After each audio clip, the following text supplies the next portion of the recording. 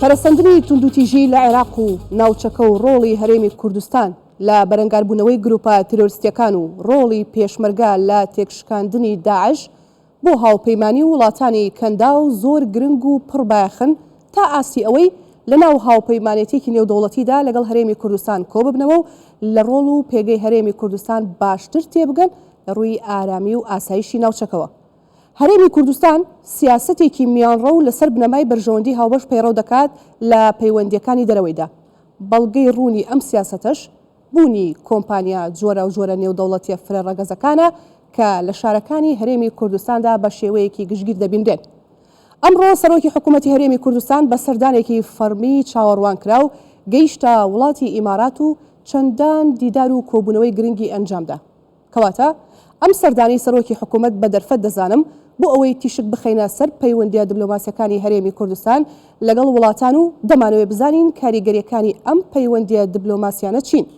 دەپرسین لەنێو ئەو هەموو ئاڵنگاریەدا ئەم پەیوەندیانە چ سوودێکیان بۆ سەقامگیری ئەمنی و ئاسایشی هەرێمی کوردستان دەبێ و ئەمانە و چەندین پرسیاری تر بە میوانداری هەرێک لە بەڕێزان دکتۆر عوسمان عەلی سەرۆکی ڕێکخراوی تاسک بۆ لێکۆڵینەوەی استراتیژی، هەروەها بەڕێز جیهانگیر گوڵپی شارەزای ئابووری، بەڕێز دکتۆرە ئەشواق جاف ئەندامی پێشووی پەرلەمانی عێراق و چاودێری سیاسی کە لە سلێمانیەوە لەگەڵمان دەبێت. سوپاس بۆ میوانەکانم، بە خێراتنتان دەکەم، بەخێربێن. زۆر سپاس بۆی کام شەو ئامادەن لەگەڵمان بەو هیوایان بتوانین گفتوگۆیەکی چڕوپڕ و شرۆڤەیەکی بابەتیانە بۆ پەیوەندی دیبلۆماسیەکانی هەرێمی کوردستان لەگەڵ وڵاتانی هەم دراوسێ و هەم دەرەوەی عێراقدا بکەین. دکتۆر عوسمان، با سەرەتا بێمە لای جەنابت. ئەمڕۆ سەرۆکی حکوومەتی هەرێمی کوردستان بە سەردانێکی چاوەڕوانکراوە و باسم کرد چۆتە وڵاتی ئیمارات. ئەمێ بزانم خوێندنەوەی بەڕێزتان لەسەر ئەو سەردانە چییە؟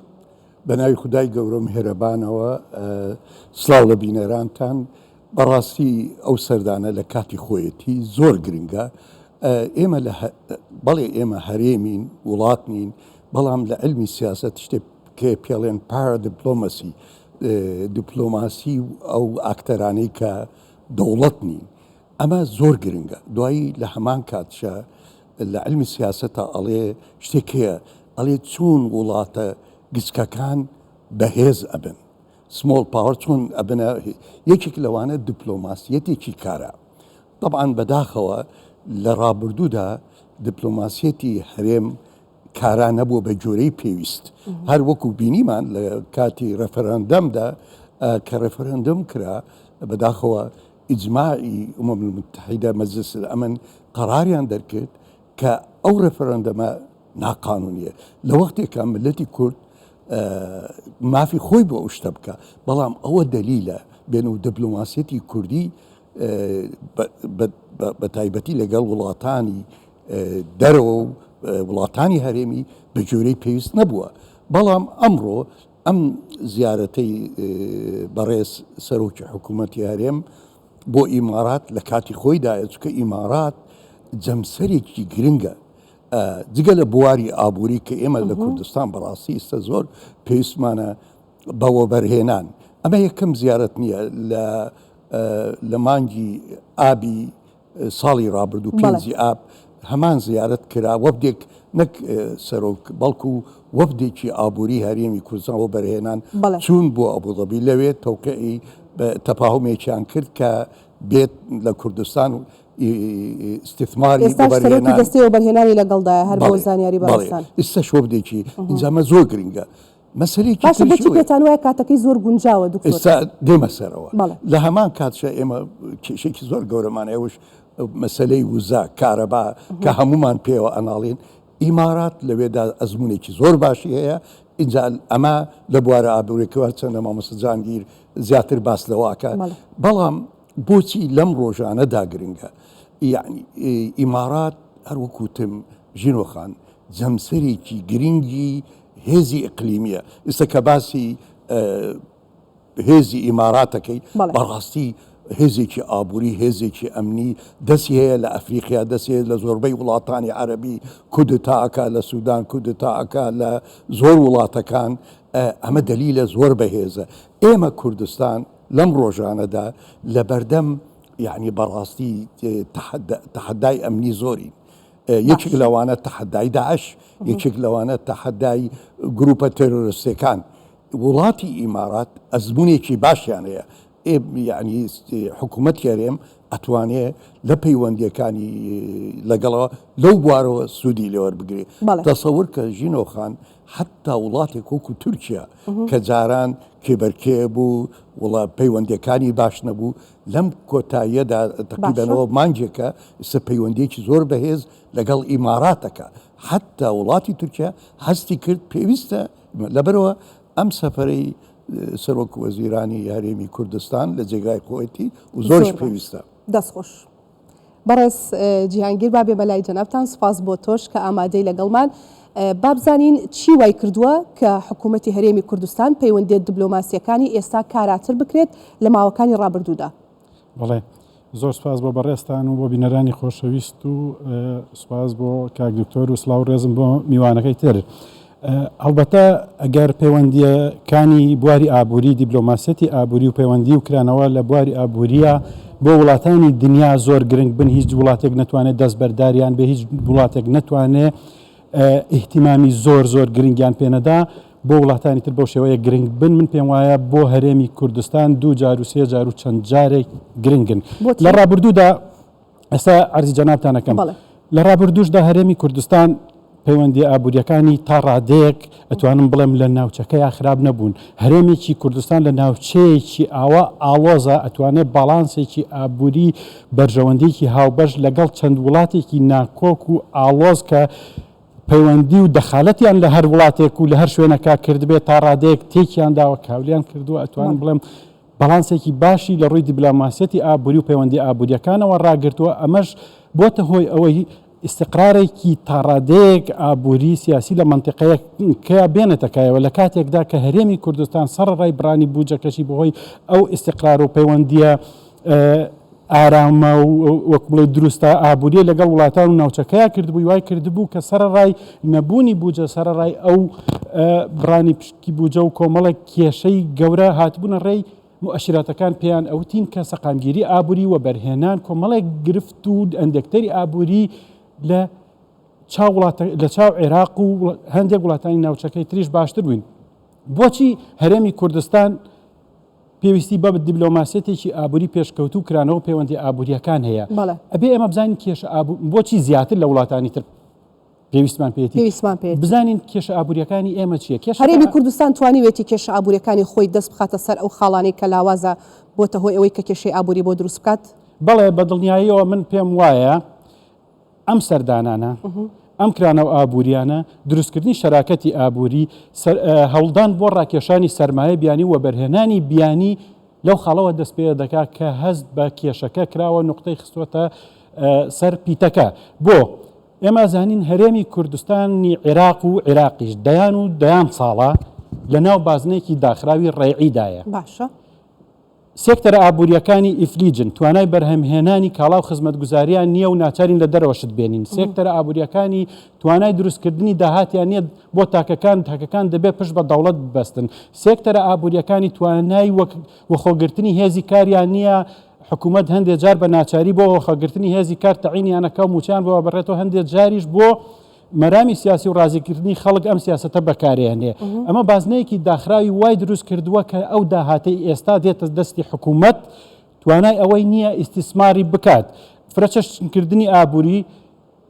چارەسەری کێشەکە ئەکات بەڵام ئەم فرەچەشکردنی ئابووریە چۆن دەست پێەکات باشە ئێستا وڵاتی ئیمارات داهاتی خۆی فرەچەشن کردووە داهاتەکەی گەشتوتە نزیکەی کە لە 16 ئێستا بۆ خۆتان دەزانن کە لە ماوەی ساڵەکانی ڕابردوودا تەنها پشتی بە سەرچاوی نەوت و گاز بەستووە بەڵام ئێستا فرەچەشنی کردووە کەواتە پرسیارەکە ئەمەیە بۆ بەڕێستان دڵنیام خۆشت هەر دەتەوێت لەو ڕۆ قسەی لەسەر بکەیت ئەنی هەرێمی کوردستان چی بکات بۆی ئەو ئەزمونە بگوازێتەوانێ بۆ ناو هەرێمی کوردستان کە سەرچاوی داهاتەکانمان فرەچەشم بکەین بۆ ژێرخانێکی ئابووری بەهێز. بەڵێ جاگەر من تەکمیلە قسەکانم بکەم ئێمە حکوومەتی هەرێمی کوردستان بە دوو سەبەب ناتوانێت خۆی تەنها لەسەر شانی خۆی داهاتەکانی فرەچەشن بکات لەو بازن داخراوە ڕێعیەی 50 ساڵە حکوومەتی عێراق و هەرێمی تێدایە و هیچ یەک لە دەوڵەتە ڕێعیەکان نەیانتوانیوە بەتەواوی بیشکێنن بە ئیماراتی عەرەبیشەوە کە 16 هێشتا ئیعتیمادی لەسەر داهاتی نەوتە 140 لەسەر داهاتەکانی ترە بەڵام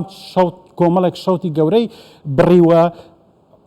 حکوومەتی ئیمارات ئێستا تاقی حکوومەتێک نییە ئێستا ناوەندێکی بازرگانی جیهانیە ناوەندێکی وەبەرهێنانی جیهانیە زۆربەی ئۆفێس و مرکزی سەرەکی وەبەرهێنەرانی جیهان کۆمپانیا جیهانیەکان لەوێن بەڵام بۆ ئەوەی حکوومەتی هەرێم چۆن بتوانێت ئەم کێشە ئابووری خۆی چارەسەر بکە ئەبێ اعتیماد لەسەر وەبەرهێنان بکە وەکو وتمان سەرچاوی داهاتەکانی خۆی بەشی وەبەرهێنانەکەی ناکە یەڵا وەکو ئەڵێ داهاتەکەی بەشی ئەو بکە موچەکەی پێ بدات ناتوانێت دەستبەرداری موچە و ژیانی خەڵک و خزمەتگوزاری سەرەتاییەکانی خەڵکی بێ پرۆژە سەرەتاییەکان بکە چۆن بتوانێت دەیان ملیار دۆلار دەعمی سێکتەرەکان بکە وەبەرهێنان لەسەر سێکتەرەکان بکە کە دەیان ساڵ وەبەرهێنانیان تێدا نەکراوە بوارێکی زۆری وەبەرهێنانیان هەیە بۆ ئەمە ئەبێ پشت بە وەبەرهێنانی تایبەت ببەستێ وەبەرهێنانی تایبەتی ناوخۆیی کە تا ئێستا دەورێکی زۆری هەیە شیاوی ڕێزە ئەتوانین بڵین بەڵام لە سنوورێکدایە توانای ئەوەی نییە ئەویش دەیان ملیار دۆلار لە ماوەی چەند ساڵێکی کەمدا لە هەموو سێکتەرەکانە بخاتە گەڕ ئێمە سیستەمێکی بانکداری و قەرزداری و پێدانی قەرز و دڵنیایی و ئەوانەمان نییە کۆمەڵە شتمانە کە بۆ تەمویلی وەبەرهێنانی ناوخۆیی پێویست بن ئیکتیفای حاجەی ئێمە بۆ وەبەرهێنان بکەن بۆیە پێویستیمان بۆ وەبەرهێنی دەرەکیە زۆر باشە بەڕێز جیهانگیر بۆ خۆتان نەزانن بە ئەم پرسیارە شەر ئاڕاستی تۆ بکەم دواترە چینە لای خات و ئەشواق بۆی کاتیش بدەینە ئەو بۆ خۆتان نەزانن کابینەی حکوومەتی هەرێمی کوردستان دەرگای تەواو واڵا کردووە بەڕووی وەبەرهێنەرانی دەرەوەدا بۆی بێنە ناو هەرێمی کوردستان و ئیستثماری بەرهەمەکانی خۆیان بکەن ئەمە چۆن هەڵەسەنگێنن و بە تایبەت وڵاتی ئیماراتیش کە ئێستا بۆ خۆت ئاماژەت پێکرد کە وڵاتێکی تەواو بەرهەمهێن و ئیستقرارە لە ڕووی ئابووریەوە لە گەڕانەوەیاندا وا بڕیارە کە ئەمام ئێوارێت تازەترین زانیاری بوو بەدەست ئێمە گەیشت وا بڕیارە کە دوای چەند هەفتەیەک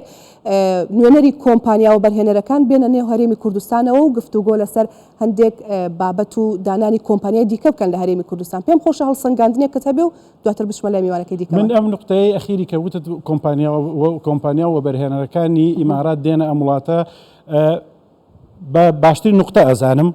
بە سەرکەوتوترین هەنگاو ئەزانم چونکە ئێمە ئەو وەبەرهێنان ئەو دەرفەتی وەبەرهێنانەی هەمانە چۆن بتوانین سوودی لێ وەرگرین وەکو وتمان مستەسمیری ئێمە پێویستی بە مستەسمیری خارجی هەیە سەرمایە ئێمە پێویستی بە تەکمیلەکردن هەیە لەلایەن سەرمایەداری بیانیەوە شراکەتی ئێمە لەگەڵ دەوڵەتانی وەکو ئیمارات و دەوڵەتانی تری پێشکەوتو کە ئەزمونیان هەیە لە دنیا لەگەڵ کۆمپانیا وەبەرهێنەرەکانی دنیا تەنها لە بواری وەبەرهێنان و ڕاکێشانی سەرمایەکانیاندا نییە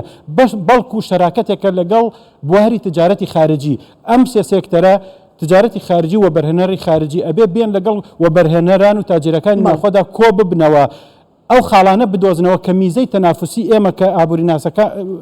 چەمکێکی کەمێک معقد و ئاڵۆزە لێرە دەرفەتی ئەوە نیە زۆر شتی بکەمەوە ئابووری ناسەکان و وەبەرهێنەران و گەورە بازرگانەکان ئەوە ئەزانن ئەوانە پێویستە بێن لێرە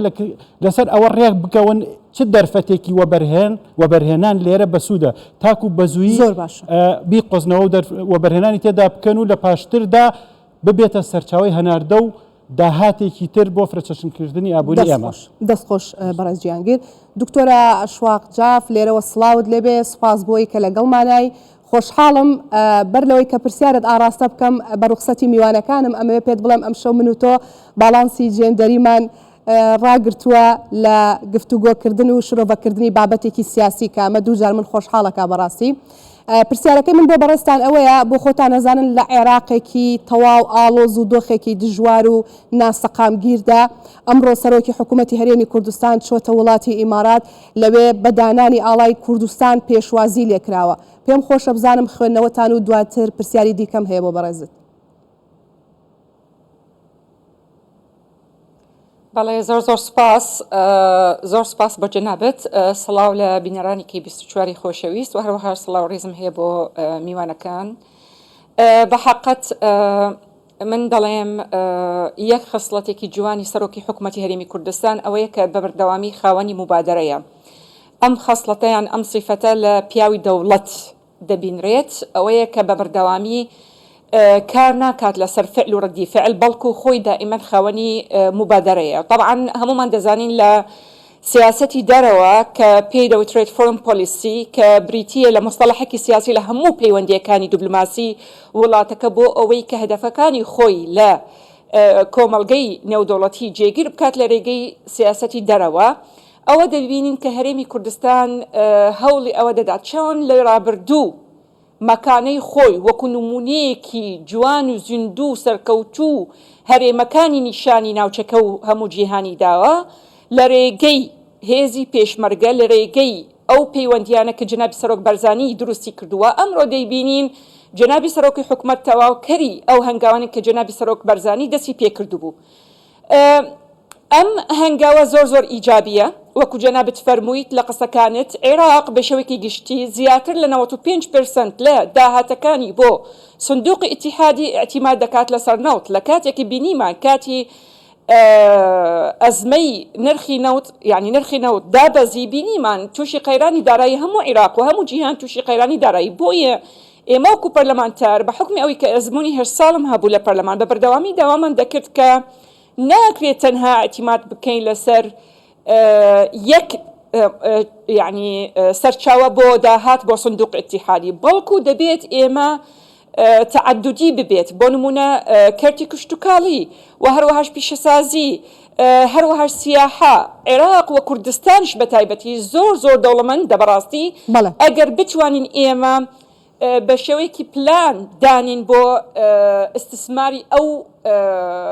صفاتانە کە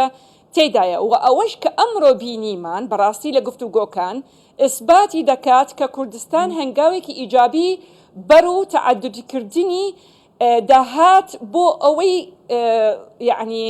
دەچێت لەو قەیرانەی کە ئێستا ڕوبەرو هەموو عێراقش نەکو تەنها کوردستان. و بینیمان کە گفتوگۆ کرا لەسەر چۆنەتی پەرەپێدان بە کەرتی کشتتوکاڵ، پیشەسازی و هەروەهاش دروستکردنی بەنداو و زۆر لەو یعنی سەکتەرانە کە دەتوانێت ئابووری و هەروەهاش بازرگانی لە کوردستان بەرەو پێشەوە. زۆر باشە دکتۆر ئاشواق، بۆ پێی بەڕێستان ئەندامی ئەنجومەنی نوێنەرانی عێراق بوون لە خولی پێشوودا. دەمەوێت ئەوە بپرسم ئەو ئاڵنگاریانێت چییە لە بەردەم هەرێمی کوردستان لە چوارچێوەی پەیوەندی نێودەوڵەتەکانی کە لەلایەن عێراقەوە دێتە بەردەمی؟ جەنەبەت دەزانی کە بە پێی مادەی 110 دەستوری عێراقی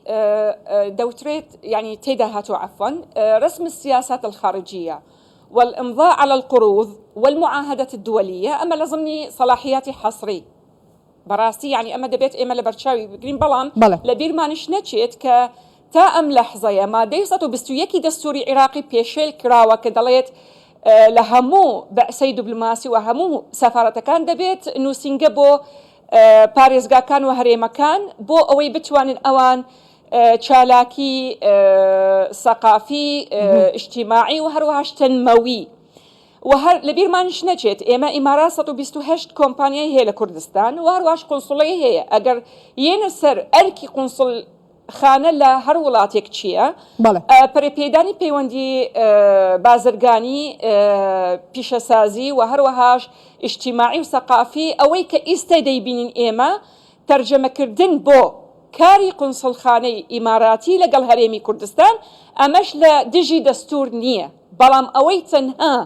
کە دەڵێن سەلاحیاتی حەسری لە سەلاحیەتی هەرێمەکان نییە، ئەوەیە کە امضاءكردني قرضكانه ورسم السياسة الخارجية وليست ممارستها. أوي أمرو إيما ديكين ممارسة رسم نية چونك رسمك ضمني صلاحيتي حصري خالكي زور جرينجا. أوي كإيما ديكين أمرو بيشلكاري دستور نية چونك لا كوي گفتوگۆ كان بيوندية كان عراق وهريمي كردستان لقل إمارات أوي دبيت واضح بيت. بله دست خوش خاتو شواق. دكتور عثمان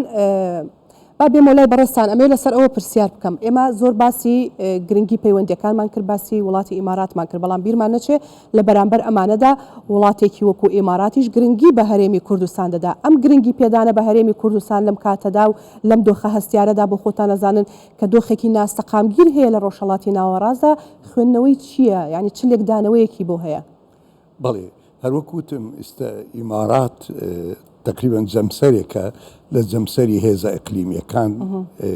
لە عێراقدا ئەژمونی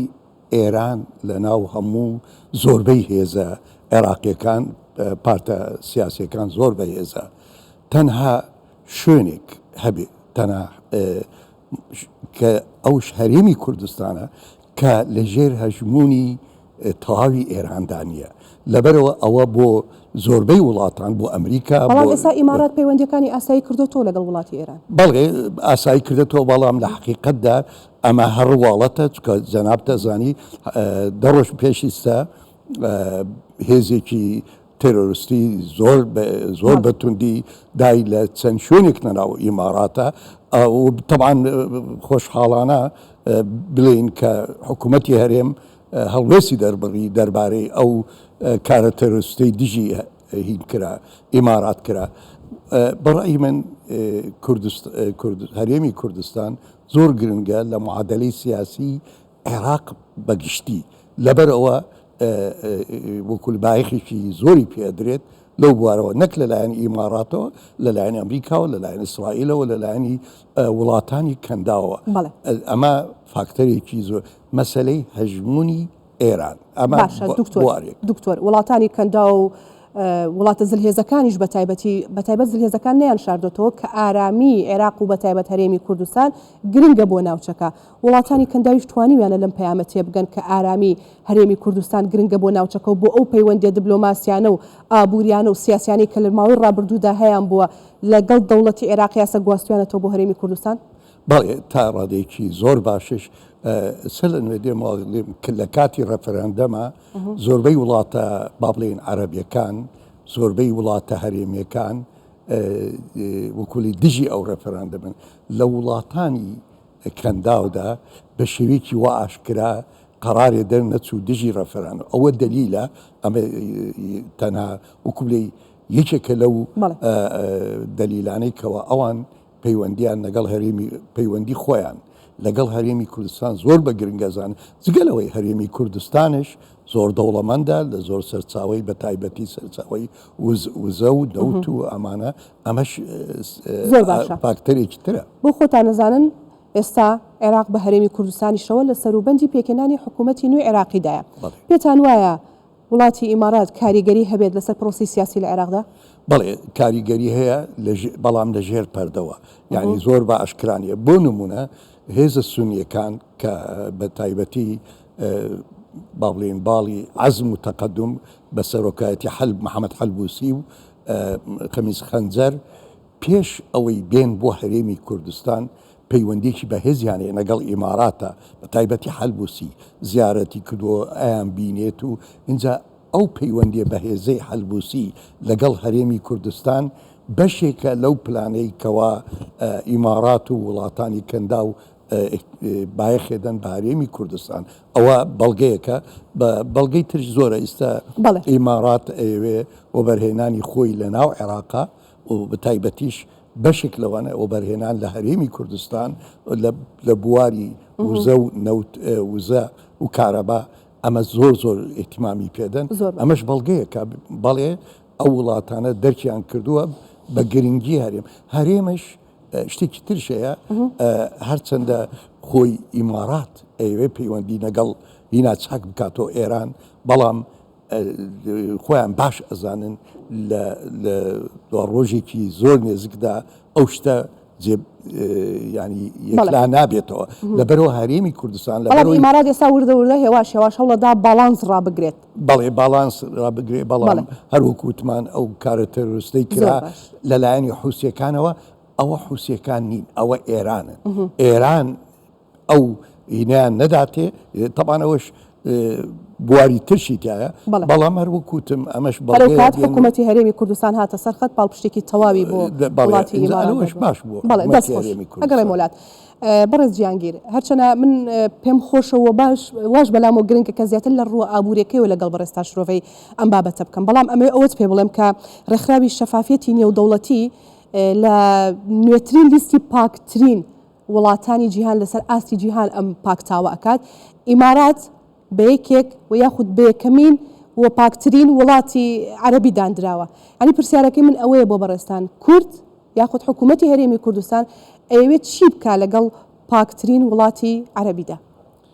بەڵێ زۆر سپاس بۆ پرسیارە طبعاً ئێمە ئەم کۆنتاکتە لەگەڵ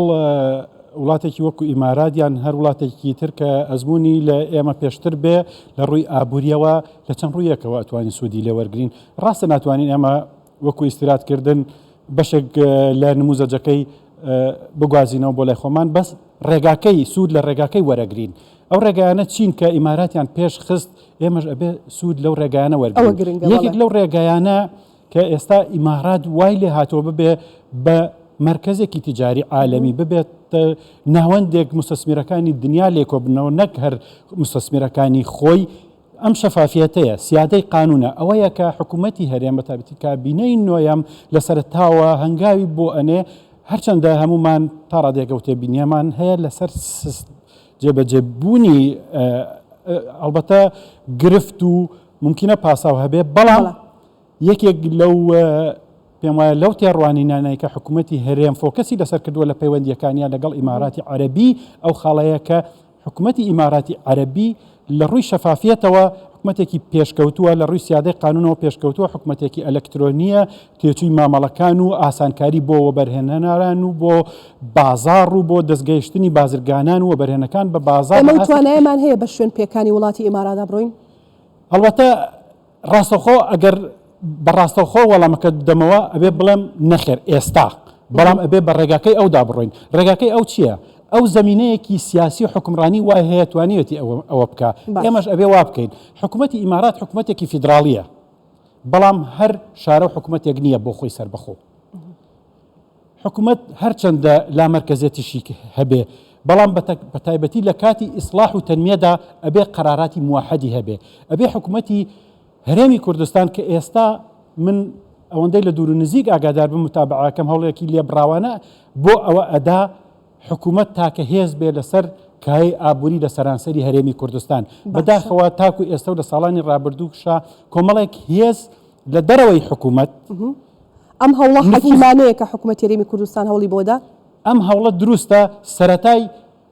گرنتی کاری هەموو پێشکەوتنەکانی ترە هەموو ئیسلاحەکە هەموو تەنمیەیەکە چونکە ئەگەر حکوومەت تاکە دەسەڵاتدار نەبێ بەسەرکای ئابووریە لە هەر شارێک و لە هەر دەواازەیەکی سنووری و هەر هێزێکی دیفاکتۆ و تۆی دەرەوەی هێزە یاسایەکانی حکوومەت دەست بگرێ بەسەرکایەکی ئابووریە بەسەر ناوەندێکی ئابووریە بەسەر دەواازەیەکی سنووریە کای ئابوووریەکە بە قازانجی خۆی هەڵسوڕێنێ ئەو کاتە سیاسەتە ئابوووریەکانی حکوومەت بە مەرەکەبی سەر کاغەز دەبێنەوە و هیچ یەک لە پلانەکانی جێبەجێ ناکرێن بۆیە یەکێک لەو ڕێگانەی کە سوود لە ئەزمموی ئیمارات و زۆربەی دەوڵەتانی تریش ئەوانەی کە هەمیشە وەکو نموزەجی سەرکەوتو باسییان ئەکرێ وەکو سنگافورە وەکو کۆریای باشوور وەکو یابان وەکو سین و ئەوانە هەموو ئەو ڕێگەیانە بوون کە حکوومەتێکی تواناداری وایان هەبووە کۆی کایەی ئابووری لەژێر دەستی خۆیان بووە هەموو سڵتە تەنها بەدەست سڵتەی تەنفیزی و تەشریعی و قەزائیەوە هەبووە سڵتان تەنها قانون بووە لەسەر هەموو کایەکان لە دەرەوەی ئەو سڵتەیە هیچ هێزێکی تر نەیتوانیوە کایەی ئابووری و کایەکانی تریش ئاراستە بکات بۆیە یەکێک لەو ڕێگایانەی کە جەنابەت باست کرد شەفافیت ئێمە ئەگەر بگەین بە شەفافیت بگەین بە فرەچەشت نەکردنی داهات سەرەتا ئەبێ شێوازی حکمڕانیەکەشمان ئەو پێداچوونەوەی بۆ بکەین کە ئێستا حکوومەتی هەرێمی کوردستان کابینەی نوێیەم بە پێی توانای خۆی هەرچەند خطوەکانی بەڵی ئیش بن بەڵام مکڕە و مسڕە لەسەر ئەوەی کە دەستی حکوومەتی هەرێم دەستی یاسا بە ئەخیر پنتی کای ئابووری هەرێمی کوردستان بگات و تێدا دەسەڵاتدار بێت بۆ خۆتان نزانن لە ماوەکانی ڕابردووشدا هەتاکو ئێستا کە هێواش خەریکە حکوومەتی هەرێمی کوردستان لە کابینەی نۆ هەنگاوی بۆ دەنێ هەموو کۆبوونەوە و سەردانیەکان و پەیوەندە دیبلۆماسیەکان زیاتر لە چوارچێوەی سیاسی پرۆسەی سیاسی و چوارچێوەی کەلوپەلە سەربازەکاندا بووە بۆ خۆتان نزان لەبەری ڕۆژهەڵاتی ناوەڕاست لە دۆخێکی ناسەقامگیردا بووە بەڵام ئێستا ئەوەی کە تێبینیە کرێ وەکو من لە قسەکانی بەڕێزیشتانە تێبینیم کرد لە کابینەی حکوومەتی هەرێمی کوردستان زیاتر بە پەرە بەلایانی ئابووری کەرتی کوشتتوکاڵی سەرچاوی وزەکان دەدرێت یعنی پرسیارەکەی من ئەمەیە بۆ بەڕێستان ئایا کابینەی نوێمی حکوومەتی هەرێمی کوردستان تێگەیشتووە لەوە یاخود بای ئەوەندە ئیشی بۆ کردووە ئەگەر دەستپێکێکیش بێ تێبگالەوەی کە بڵێ سەرچاوە و ژێرخانێکی ئابووری بەهێز دەبێتە داهاتێکی باش و دەبێتە بژانەوەیەک هەم بۆ ناوخۆ هەم بۆ پەیوەندە دیبلۆماسیەکانی لە داهاتوودا بڵێ سەرڕای ئەوەی کە لە ئەدەبیاتی ئابووری و سیاسیدا 30 ساڵە ئەوە تیکرارەکرێتەوە کە پشت بەستن بە تاکە سەرچاوە بە تایبەتیش نەوت هەمیشە مایەی قەیران لە دوای قەیران و کێشە لە دوای قەیران بەرز جیانگیر با ئەو پرسیارەش بکەم یعنی حکوومەتی هەرێمی کوردستان سەرچاوەی نییە یاخود سیاسەتی هەڵە بووە لە ڕووی ئابووریەوە ئەمە باسێکی دوور درێژە ئێمە لە توێژینەوەیە کە بە تێر و تەسەلی وەڵامی ئەومان داوەتەوە بەڵام بە چەندێرە دەتوانم بڵێم حکوومەتی هەرێمی کوردستان لەگەڵ حکوومەتی عێراق لە پەنجاکانەوە تاکو ئێستا کەوتونەتە ناو بازنەیەکی داخراوی ڕێعیەوە ئەوە نییە کە دەرکی بەوە نەکرد بێ یان ئیمکانیاتی نەبوو بێ لە سەرانسەری دنیادا وەکو عەرزم کردن ئەو دەوڵەتانەی کە دەکەونە ناو بازنەی داخراوی ڕێعیەوە سەرەتاکەی بە سیاسەتی هەڵە دەستپێکە کاتێک دەوڵەتێکی دواکەوتو سێکتەرە ئابوووریەکانی دواکەوتون توانای وەخۆگرتنی دەستی کار و دروستکردنی داهات و دروستکردنی کەلوپەلی پێویستیان نییە بۆ ئەو حەجمە زۆرەی دانیشتوان کە بەردام ڕوو لە زیادبوونەوە خواستی ڕوو لە هەڵکشاوی دانیشتوان لەو کاتەیە کە نەود ئەدۆزنەوە دەکەونە ناو ئەو تەڵە ڕێعیەوە بۆچی دەوڵەتانی پێشکەوتو هیچیان نەکەوتونەتەن ناو تەڵی ڕێعیەوە چونکە سێکتەرەکە ئابوووریەکانیان هەمویان پێشکەوتو بوون لەو کاتەیە بەڵام عێراق و وڵاتانی تری دواکەوتو کاتێک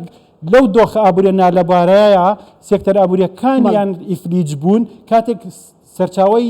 نەوتیان دۆزیەوە هەناردەیان کرد و سەرچاوەیەکی داهاتی نەوتی زۆر هاتە دەستیان بە جۆرێکی سەرەتا بە جۆرێکی هەڵە خەرجیان کرد حکوومەتی عێراق سەرەتا لە ساڵی پەنجاکانە چەند ساڵێک بە ئەزمموی مەجلیسی ئیعماری عێراقی بە چەند هەنگاوێکی ڕاست هەنگاوی ناو بەشێکی زۆری داهاتەکەی نەوتی لەوە بەرهێناندا سەرف کرد بەڵام پاش ساڵ ئەو ئەزمونش کۆتایی هات و ئیتر لە سەرەتای شەستەکانەوە تاکو ئێستا حکوومەتی عێراق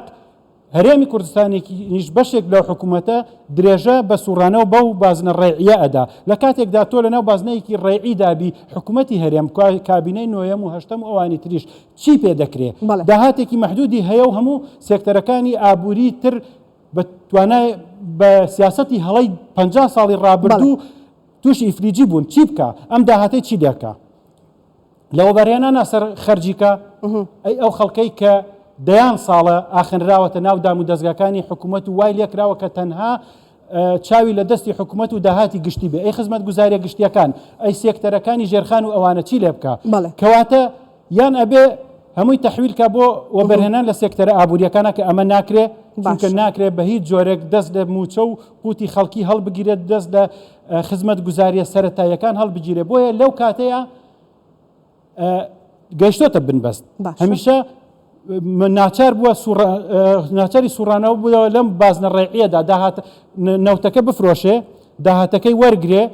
سەرفیکا لەو بوارانەیە کە پێم وتن چونکە سێکتەرە ئابوووریەکانی تر توانای تەمویلکردنی بودجەی حکوومەتیان نییە نەبوونەتە دەفری باج و داهاتێکی وا کە بودجەکەی پڕکەن بۆیە ناچار بووە پشت بە نەوت ببەستێ نەوتەکەش ناچار بۆ بەو جۆرە خەرجیکە کە عەرزم کردن کاتە بەڕێزیانگیر بە پێی قسەکانی بەڕێستان بێت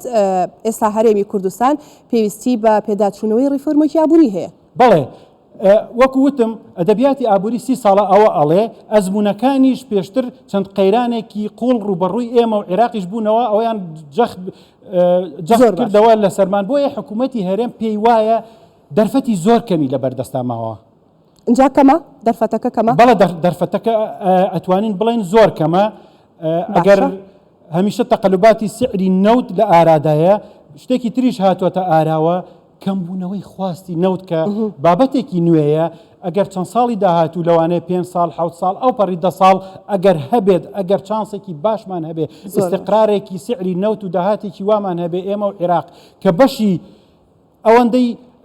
موچەکە و هەندێک خزمەت گوزاری سەرەتایی بۆ کەرتی گشتی و ژێرخانی ئابووری بکات لە پاڵ ئەوەدا حکوومەتی هەرێمی کوردستان ئەو هەنگاوی ئێستا دەستی داوەتێ پێویستی بە بەگەڕخستنی سەرمایەی تایبەت و وەبەرهێنانی کەرتی تایبەت و ڕاکێشانی کەرتی وەبەرهێنان و سەرمایە گوزاری بیانیە بە کەڵک وەرگرتن لەو ئەزمونانەی باسم کرد لەو شەفافیەتەی حکوومەتێکی وەکو ئیمارات لەو پێشکەوتنەی ئەلکترۆنیک کە حکوومەتێکی وەکو ئیمارات هەیەی کەمکردنەوەی ڕۆتین و گەیشتن بە مامەڵە گەیشتن بە کار لەلایەن بە بزنسمانان و زۆر باشە جا بە ئەمە تەحویلکەین بۆ دکتۆرە ئەشواق دەستەکانت خۆش بێ زۆر جوان شرۆڤەت کرد بەڕێز گیانگیر دکتۆرە ئەشواق بەڕێز گیانگیر باز لەوە کاتکاڵە حکوومەتی ئیمارات بۆیە گەشتوتە ئێستا کە سیاسەتێکی حەکیمانەی کردووە شەفافانەی کردووە بە تایبەت لە ڕووی ئابووریەوە پرسیارەکەی من ئەوەیە بۆ بەڕێستان کابینەی نوێمی حکوومەتی هەرێمی کوردستان توانیوێتی یاخود دەتوانێت ئەو سیاسەتە بگوازێتەوە تەواوی سیاسەتەکەمە بەسمە بۆ هەرێمی کوردستان یاخود دەتوانێت لەو یاسای چاکسازیدا کە لە کابینەی نوێمی حکوومەتە دەرچوێنراوە بۆی کە پێداچوونەوە بە سێکتەرەکاندا بکرێت ئەمانە ئەتوانن دافع بن بۆی حکوومەتی هەرێمی کوردستان هەنگاو بنێت بۆ ئەو شەفافیەتەی کە ژێرخانێکی ئابووری بەهێزمان هەبێ بتأكيد بەڵێ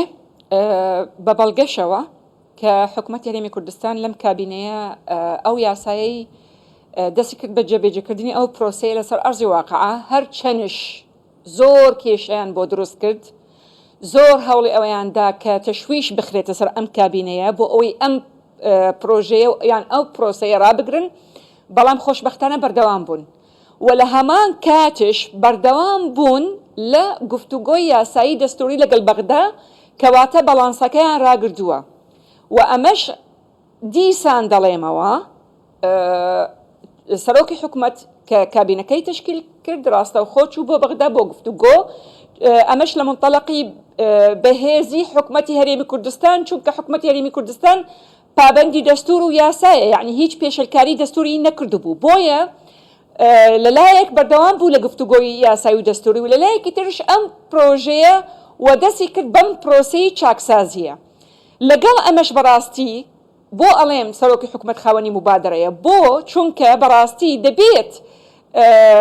وەکو ئاماژەمان پێکرد فۆرن پۆلیسی تۆ ئەتەوەی ئامانجەکەت لەناو کۆمەڵگەی نەودەوڵەتی جێگیر بکەیت چۆن لە ڕێگەی تەرجەمەکردنی هەدەفەکانت لەو کۆمەڵگەیە تۆ ئەتەوێ تعدیدی داهاتی خەزینەکەت بۆ ئەوەی چۆن ئەعتیماد لەسەر تەنها نەوت نییە کە خودی خۆی ئەساسن بە حکمی ئەوەی کە مادەی 111 و مادەی 112 دەستوری عێراقی کاری پێ نەکراوە لەلایەنی حکوومەتی ئیتیحادی بە بەردەوامی کێشە بۆ هەرێمی کوردستان دروست دەکرێت و بە بەردەوامی دەبێت هەرێمی کوردستان وەفد بچێت بۆ بەغدا بۆ ئەوەی قوتی خەڵکی کوردستان کە مافێکی دەستوریە زمانێتی بکەیت ئەمەش طبعا بەڕاستی بە حکمی ئەوەی کە دەستور جێبەجێ نەکراوە بەو شێوەیە ئەگینا دەبوایە ساڵانە بە پێی یاسای بودجەی دەوڵەتی عێراقی مافی خەڵکی کوردستان دەبوایە ببی ئەوەی وەفد بچێت و وەفد بێت دەبێت جێگیر بکرێت ئەوە خاڵێکی دووهەم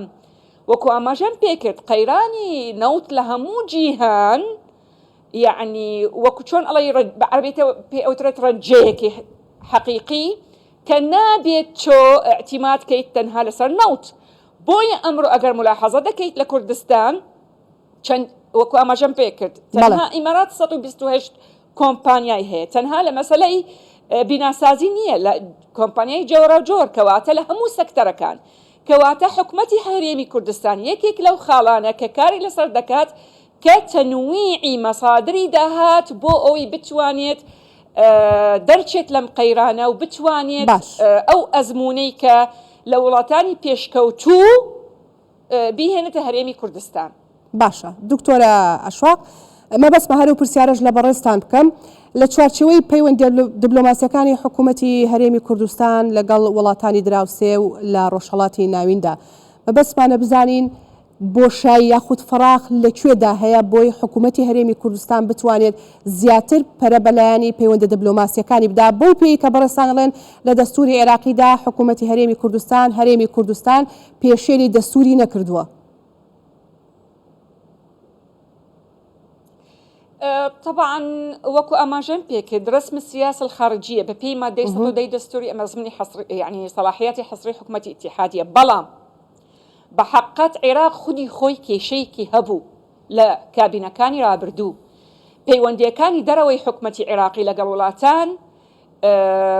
يعني بەڵانسی ڕانەگرتو بوو بەپێی بەرژەوەندیەکانی هەندێک لەو وڵاتانەی کە تەسیریان هەیە لەسەر بریاری عێراقی بریاری سیاسی بریاری دیبلۆماسی عێراقی وای کردو بوو کە تعارضێک بکات لەگەڵ پەیوەندیەکانی هەرێمی کوردستان لەگەڵ وڵاتانی دەوروبەر یان وڵاتانی جیهان بە حکمی ئەوەی کە هەرێمی کوردستان پەیوەندی دیبلۆماسیەکانی بە شێوەیەکی دەستوری و بەڵانسش دروست کردو بوو لەگەڵ وڵاتانی جیهان وڵاتانی دەوروبەر ئەمە وەکو ئاماژەم پێکرد تعارضێکی دەکرد لەگەڵ ئەم سیاسەتەی هەڵی کە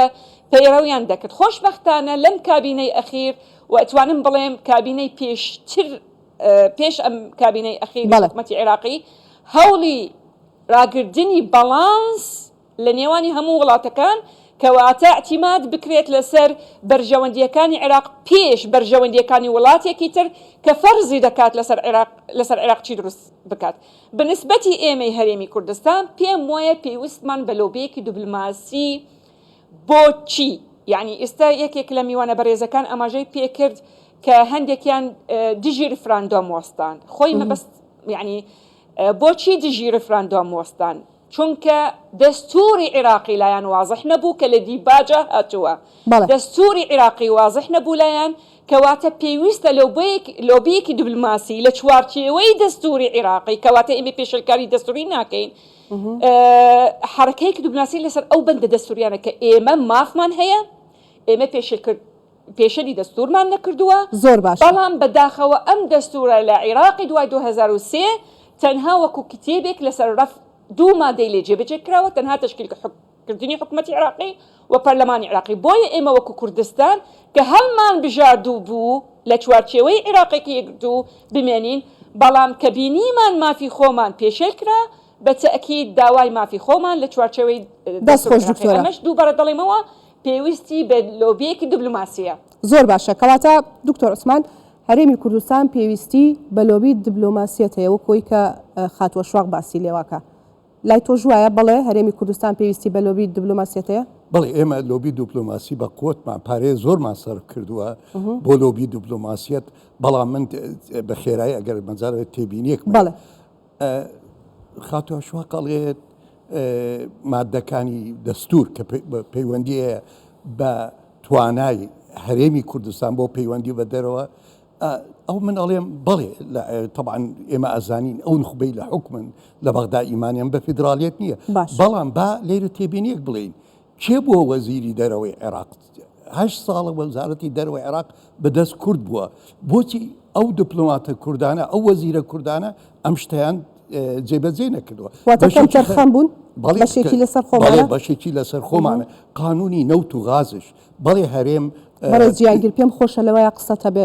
دواتر ئێمە لای تۆش لەسەر ئەو خاڵە بار لایەنە ئابوووریەکە نەبێت باشە گیانە بەڵێ قانونی نەوت و غازش ئەمەش مادێکی دەستوریە ئەبێ جێبەجێ بکرایە بەڵام بەداخەوە ئێمە وەکو ئەمڕۆی بینین وەفدەکانی سەکردایەتی کوردەچن هە لە دوای پایە و پۆست و ئەمانن نەباسی هەرێمە نەباسی خاکە نەباسی تەنفیدکردنی بۆ خۆشتانزان حکوومەتی عێراقی پابەت نیە بە جێبەجێکردن مادەکانی دەستورەوە بنمونە ئێمە مادەی 140 هەیە کە زەمنێکە وەزیران ئەی سەرۆک کۆمارمان سێ سەرۆک کۆماری عێراق نەبوو کوانی چیان کردووە ئەم سەرۆک کۆمارانە بۆ نمونەواتاڵی تۆ بەڕۆڵی خۆیان هەڵنەساوە بەڵێ ئەوە زۆر گرنگە حەزشەکەم شتێک ترش بڵێ طبعا جگە لەوەش ئەمەش شتێکی ترشەیە ئەوش کە ئێمە باسی چۆن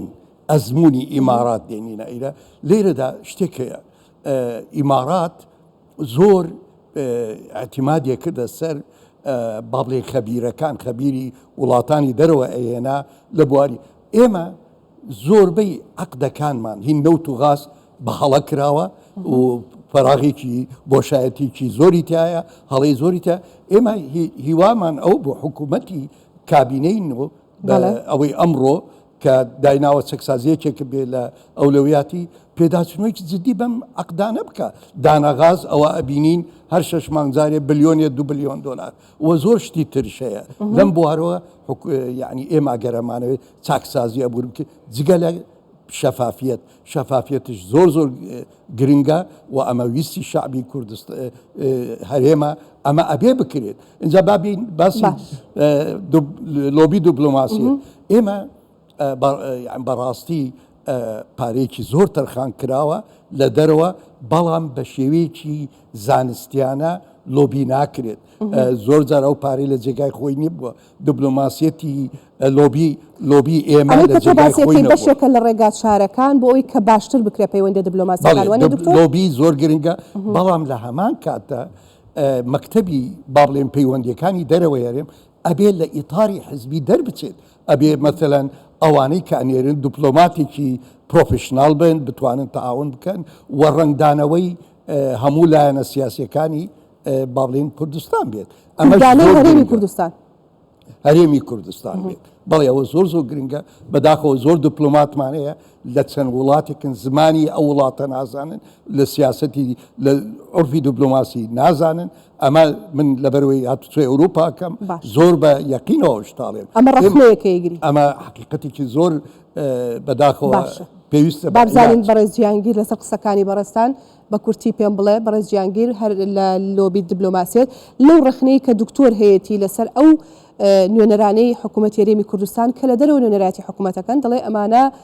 کەم تەرخەم بوون لە کارەکانیان بە شێوە گشتەکەی. بەڵێ ڕاستەکەی سوپاس بۆ کاک دکتۆر دیارە ئەو پسپۆرترە لەو بوارە سەکانی زانستیترن لەو بوارە بەڵام وەکو متابعی منیش ئەوەندەی بزانم ئێمە هەمیشە ئەڵێن کارەکانمان لە ئاستی پێویستان نین ئەمەش لەبەر چییە؟ ئێمە کێشەی سەدەیەکمان بەسەرا ماوەتەوە کەڵەکە بووە یعنی ئەگەر خەڵک 20 ساعت ئیش بکا بێمە 24 ساعت زیاتر ئیش بکەین یعنی هەرێمی کوردستان زۆری دەوێ منیش دوور و نزیک بزانم لە وڵاتانی تریش دیبلۆماسەکانیان کێشەیان هەیە خەڵکی ناشیا و لە شوێنی ناشیا هەیە لەوانەیە ئەوە زۆر تەسیری سلبی لەسەر ئەوان نەبێ وەکو ئەوەی لەسەر ئێمە هەیە حاجەی ئێمە بۆ دیبلۆماسیەتی بەهێزتر بۆ لۆبی دیبلۆماسیەتی باشتر ئەمە وای کردووە کە ئێمە هەمیشە ڕەخنە و ڕەخنەمان لە هەموو لە ئەدای هەموو کارەکانی خۆمان هەبێت ئەوە ڕێگا دروستەکەیە ئێمە ناڵین فلان کەس سەرکەوتووە و بەس باسی ئەو بکەین نەخێر ئەلبەتە نقطەی زوعفیشمان هەیە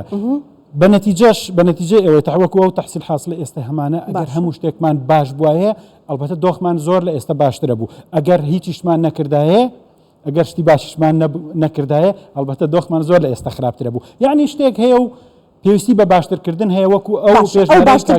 پێشتر لۆبی باشتر بکرێت پێویستە ئیسفادە لە ئەزموونی کەسانی پسپۆر باشتر وەربگیرێت هەر وەکو فەرمووی ئەو کەسانەدا بنرێن کە تەمسیلی حکوومەت ئەکەن گرنگ نییە تەمسیلی هەموو تەرەفەکانی تێدا بێت لەوێش بپێتەوە تەوافق و 50 کەسێک دانرێت تەمسیلی حکوومەت بکە. هەنگاوەکانی چاکسازی کابینەی نوێن بۆ ئاڕاستابینی هەنگاوەکانی چاکسازی کابینەی نوێم وەکو پێشتریش عرضم کرد یەکێک لە کێشەکانیان ئەوەیە کە بەتیئن ئێمە ئەزانین گرفتەکانی بەردەمیان چین هەموو ئەو کێشانەی کە دەوڵەتانی دواکەوتوو یان دەوڵەتانی تازە گەشە سەندوو کێشەیان هەیە یەکێک لە کێشەکانیان چییە؟ هەمیشە لە سایت توندوتیژیان هەمیشە ئەبێ کۆمەڵێک کێشە قبول بکەین بۆ ئەوەی شەڕی ناوخۆ دروست نەبێتەوە یەکێک لە بربەستەکانی سەریع بوونی پرۆسەی چاکسازی هەرێمی کوردستان ئەمەیە ئەمەش خەتای هێزێک و دوانیە طبیعەتی دابەشبوونی هێزە سیاسیەکان و هێزە چەکدارەکان 50 ساڵی ڕابردوو تا ئێک و ئێستا ئەوەی زمینەیەک و واقعێکی وای سەپاندووە زۆر حساس ئەبێت تەعامل لەگەڵ بکەیت دەنا یەکێک لە مهمیەکانی ئەم کابینەیە ئەوەیە سەرڕای زۆر ڕەخنەشمان لێ ئەوەیە کە دەستی بۆ مەلەفێکی زۆر گرنگ بووە بردووە لە چاکسازیە حکوومەتی عێراق کە وەرەقە بەیزای کە کارنامەی سپید دانا هەموو شتێکی خاڵی لەسەر دانا تەنانەت زۆر شت کە کاریگەری سلبی و ئیجابی کردە سەر اقتصاد و لایەنی ئیجتیماعی عێراق وەکو هەرێمی کوردستان نەیتوانی دەست بۆ کۆمەڵێک مەلەفی چاکسازی بە تایبەتی لە بواری موچە و بندیوار و دوو موچە و ئەوانە کەواتە کەمتر لە 2 دقە ماوە دکتۆر ئەشواق وەڵامی ئەوەمان بدەرەوانێ بۆچی پرۆسەی چاکسازی کە میوانە بەڕێزەکان بە پرۆسێکی زۆر باش ناوی دەهێنن بەڵام بەتی ئاواتە خاو دەڕوات دەبێ حکوومەت هەرێمی کوردستان چ جۆرە سیاسەتێک پەیڕەو بکات لەم کات و سات و دۆخەدا؟ من چەند تێبینیم هەیە ئەگەر ئەزێت نەبێت بە نسبەتی یاسای ناوتۆ گاز کەم تەرخەمی تیانە بە حکمی ئەوەی ئێمە لە خۆلی دوامی پەرلەمانی عێراق ڕەشنووسی یاسای ناوتۆ گاز هاتە پەرلەمان بەڵام پێشەلکاری مادەی 111 و 112 یعنی ئەو ڕەشنووسە کە حکوومەت ناردیەتی ناگونجێک لەگەڵ مادە دەستوریەکانەوە ئەو مافەکە دراوە بۆ پارێزگاکانەوە هەرێمەکان لێ سندراوە بۆیە کورد و سنە چوونە دەرەوەی قاعە دواتر ئەو نوسخەیە کە لیژنەی نەوت و گاز کە لیژنەی پەرلەمانی داینا کە موافقە بۆ مادەی 111 و 112 شیعەکان چوونە دەرەوە نووساب شکا بۆیە پەسەند نەکرا کەم تەرخەمی نوێنەرانی کورد نەبوو بەڵکو جێبەجێنەکردنی دەستور و هەوڵدان بۆ لەسەندنی مافی هەرێمەکان و پارێزگاکان ئەوەی کرتا ئێستا پەسەند نەکراوە دووش مەسەلەی یەکێک لە میوانە بەڕێزەکان وتی کە ئەچنە مفاوەزات باسی خاک و مافەنەتەوەیەکان ناکرێت من دەڵێم نەخێر ئەمە بەڕاستی يعني غدرة لنيراني كرد ولا حكومة هرمي كردستان دكرت بحكمي أوي كببلغة أو قصة دكان دكتورة أشواق بكرتي بس خاصة كان بلان أو بس يقشتي عفوا بس يك لحظة لا دبيت روم ببيتوا كارنامي حكومة العراق كبسند دكرت للياني حكومة برلماني عراقي ئەو هەموو مافە نەتەوایەتیە و ئەو هەوە مافی ملەتی کوردە تێیدا جێگیر دەکرێت و دەنگی لەسەر دەدرێت لەلایەنی پەرلەمانی عێراق بەڵام کە سەرۆکی ئەنجومەنی وەزیران دەچێتە سەر کورسی حکوم یەک بەندی جێبەجێ ناکات لەسەر ئەرزی وەقع بۆیە وتم بە بەڵگەوە دەڵێم کە وەفدی حکومەتی هەرێمی کوردستان دەچێت هەموو ئەو مافانە جێگیری دەکات لە کارنامەی حکومەتی عێراقی بەڵام بە حکمی ئەوەی پرۆسەی دیموکراسی ڕاستەقینە نییە لە عێراق بەڵکو داپۆشراوە بۆیە ئەو کارنامەی حکومەتی عێراقی وەکو دەستور جێبەجێ ناکرێت لەسەر ئەرزی وەقع هیچی نەماوە سپاس دەکەم دکتۆرە زۆر سپاس دەکەم سپاس بۆ هەرێک لە بەڕێزان دکتۆر عوسمان عەلی سەرۆکی ڕێکخراوی تاسک بۆ لێکۆڵینەوەی استراتیژی هەروەها بەڕێز گیانگیر گۆفی مامۆستای زاوکۆ و شارەزای ئابووری هەروەها زۆر بەڕێز دکتۆر ئاشواق جاف ئەندامی پێشووی پەرلەمانی عێراق و چاودێری سیاسی کە لە سلێمانیەوە لەگەڵمان بوون سپاس بۆ ئێوەش کە تا ئێستا بینەر بوون.